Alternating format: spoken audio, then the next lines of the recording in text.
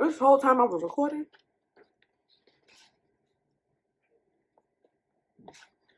Y'all gotta wait now.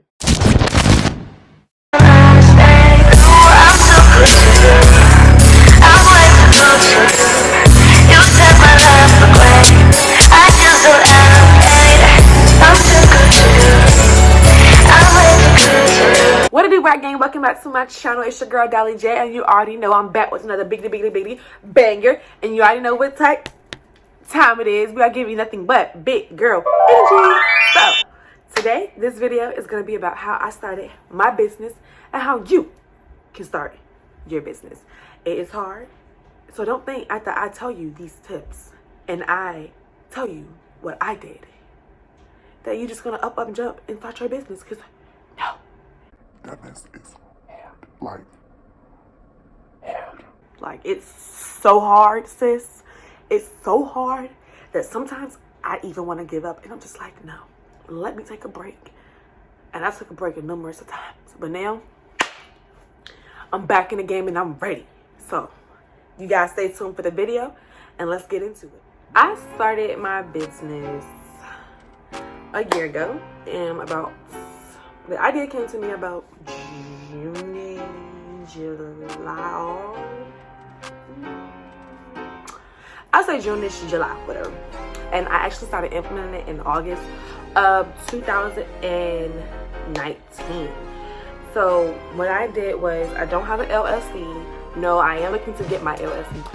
But anyways, what I did was I sat down, I grabbed my laptop, I grabbed a binder full of paper and pen, and I got to writing ideas down. Like, I literally took my laptop, I grabbed my Mac, I grabbed the charger, and I grabbed, at the time, this wasn't my binder. This is my business binder now. I actually went and bought a binder, but at the time, I just went and I grabbed anything I could get my hands on that had paper in it. I grabbed it. Mainly it was loosely paper, and I had some old dividers from when I was in college. And what I did was I put those dividers in there, all my ideas that I wrote down, everything I was researching, I put it in the binder and I separated it. So in my binder, on my first page, I have my daily goal, and that was it. And that's still what I go with. My social, my personal account, and my business account. I want to try to take more pictures. I want to be a CEO presentation. So I want to make sure that, like, on my Instagram, I promote my business, but I also carry myself a certain way on my Instagram and on my business account, because you don't want people to be like, oh, this her? Like, she run the whole business? And I'm on Instagram looking a mess. Like, no, you don't want that. And then, essentially, you want your business account and you want your personal page to grow. So you want your personal page and your business page to go hand in hand. And when I say go hand in hand, you want your personal page to be active. You want it to be relatable. You don't want it to be filled with crazy stuff. You don't want it to be filled with a bunch of quotes. You don't want it to be filled with ugly pictures. You don't want it to be filled with bad quality pictures. I mean, you want to promote your business up there, but you don't want to have your personal page flooded with business stuff. You want to make a business page and you want to connect it to, and then you can post about your business on your personal page and tag your business.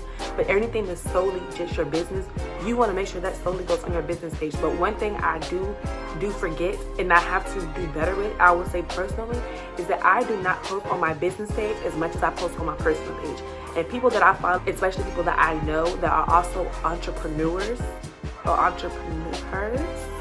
because they're mostly female businesses or female business women, they have their personal account, they have their business account. Their business account is what I see all the time up my gram. Very rarely I see them post on their personal account. But their personal account is already established at the point where they want it to be. So they built their business account off their personal account. Because they have the followers and the support on their personal account, they was able to grow their business account. Now they're able to go hand in hand with the two, and they can afford to post more on their personal account than their business account. Or they can afford to post more on their business account than their personal account, because guess what? They go hand in hand. And whoever follows them on their personal page also follows their business page. So if they post on their business page something about their business, but then they go and post a picture of themselves personally because they went out this weekend, guess what? It's still going to get liked either way. And guess what? They're going to tag their business. So that person's going to look at the picture, click their business tag, go to their business page. Guess what? They gained the business follower. So that's how I say, when I say CEO representation, and be active on the gram, and then just promote your business. Like, that's just daily goals regardless. I try to promote my business any way I can. Now I try to make it fun. I try to do reels on Instagram. I try to show people what I do. I try to package stuff. You just want to be active in general. People like that. Believe it or not, people like content. Instagram content is hard, but people enjoy it. We like it. That's all we see. You want to get on Instagram and you want to see somebody promoting their business? What better more than creative content? So that's what I did. And in my binder, I actually made a section. And so in one section, it has like, when I started out, what I wanted as far as ideas, what business I was going to make, how I wanted my business cards to look, how I wanted my lash cases to look. I wrote all that down. So what you can't do is you can't start a business unless you have an idea of what kind of business you want to start. So you need to sit down and you need to think, what kind of business do I want? Do I want a boutique? Do I want to sell beauty products? Do I want to sell hair products? Do I want to sell hair accessories? Do I want to sell candles? Do I want to sell business apparel? Like, you want to sit down and you want to think, what kind of business do you want? My mom says that when you start a business, it has to be something that you're passionate about, which is true, because if you're not passionate about it, you're not going to stick with it. It's going to be a fling. It's going to be something that's here and then something that's there, and then that's it. It's not going to be something that you're going to stick through. It's not going to be something that you're going to actually willingly sit down, research, do on your own, because as a business starting out, you don't have the money to pay people to do that for you. So you have to be willingly to sit down and actually do that yourself. Have to be willing to sit down and take time. It's very, very, very, very, very, very, very time consuming. It is. I'm not going to sit down and say, oh, it takes me like an hour. I sit down, I find what I want, I talk to my vendors, I purchase a product. No, because you don't have the money for that off the bat either. So now when you're talking to your vendors, they tell you the price that you wouldn't want to hear. You thinking, oh, it's supposed to be wholesale, it's supposed to be cheaper than that. Well, they got to make money too, because that's what their wholesale business. So with that being said, you want to sit and you want to think, write down, compare. And when I say compare, I sat and I compared my prices to other people's prices around me. And even if they weren't around me, I still compared my prices to other people's prices. When I made my hair list, I found a vendor, I got their prices, I sat down and I literally wrote every single one of their prices down for every texture, every length. I wrote all of that down multiple times. Not once, not twice. I wrote it down multiple times. Because it takes multiple rough drafts. Because you got to write it down. You want to write the company name. You want to write the texture, the length, the style. It has to be organized. You can't start a business and you're unorganized. So I wrote all of that down. And then beside it, essentially, I went and I had like 3 different tabs up. And all the hair businesses that are small businesses like me, but they got 16.5K followers on Instagram, or they got 20,000 followers or 200,000 followers, or they got over 1,000 followers on Instagram in general on their business page, not their personal, but their business page. I clicked that bio, I clicked that link, and I got to comparing. Oh, so they sell hair? This is the type of hair they sell? Oh, okay, so they sell this much for this much. Oh, she said that much for that much. So okay, so they what? They want the same price or a $2 difference.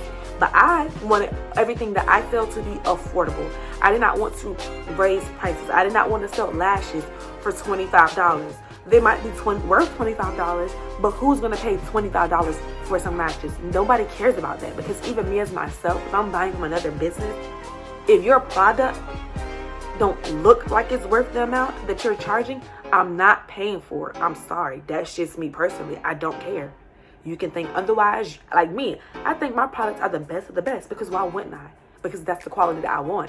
I ran into too many issues buying products from other people, and the quality was not what I expected.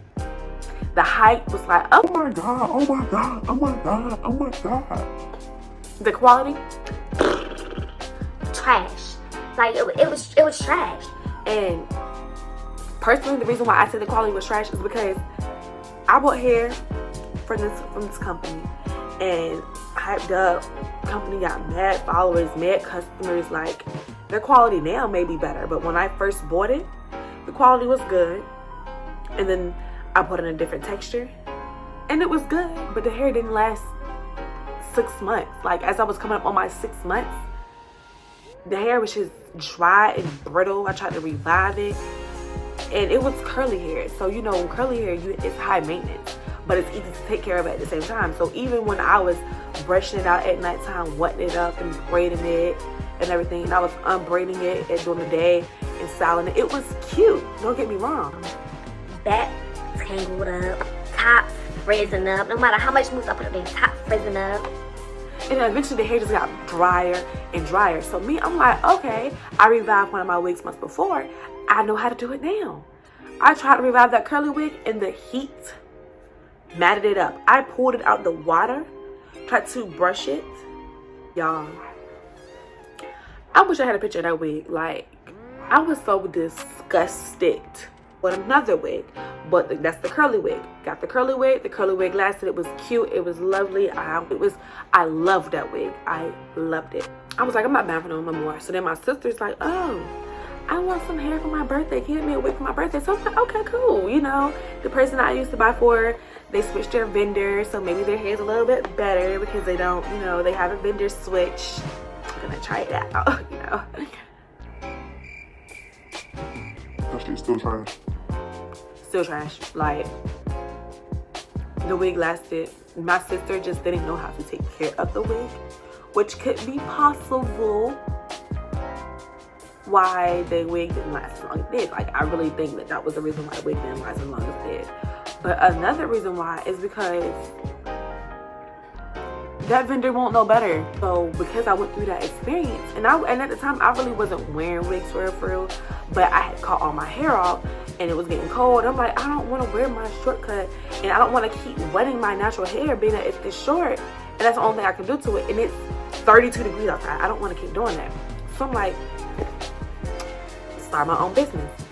I'm all into wigs now. I had gotten into lashes and stuff. I'm like, let me sell hair and lashes. I'm like, that's when everybody was realizing, like, that's where the money at, the hair business. People, if you sell hair, that's where the money at. Like, that's where the money at. So I'm like, let me sell hair, let me sell lashes. Like, okay. And then once I got to research, I realized how all these other people sell hair. And I'm just like, dang. I thought I was gonna be the first one that sell hair, and then everybody wanted to sell hair. But take mine, people was already selling hair. I was just late to the game, but guess what? It didn't discourage me. So if you do end up picking, and I would say, a business that has already dominated the industry, so what? Still go with it, because guess what? Your quality is not gonna be the next quality or the next brand. Your brand is different from everybody else's brand. My brand is different from somebody else that sells the same stuff as me. Because of what? My personality. I am uniquely different. So because you're uniquely different, it's going to make your brand uniquely different. So I encourage everybody, if you start a business, whether you think it's the same business as somebody else's, keep going. Okay, so now that you found your business, like you know what you want to sell, you know what you actually fully passionate about towards selling, now you want to look at me. Guys, I wasn't able to close out the video. I am currently at work, so I hope you guys like what I have to say about how to start a business. Don't forget to like, comment, and subscribe. Don't forget to follow my Instagram. It's going to be down below. And I hope to see you guys in the next video. Peace. Why would you break it? Why? Wait. No. And I told you I was making a video. Shut the door. You always interrupt when I'm making a video.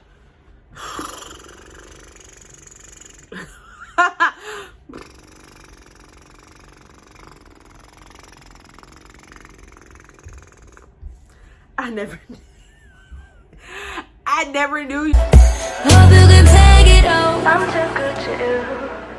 I'm way too good to you. You take my life for granted. I just don't understand it. No.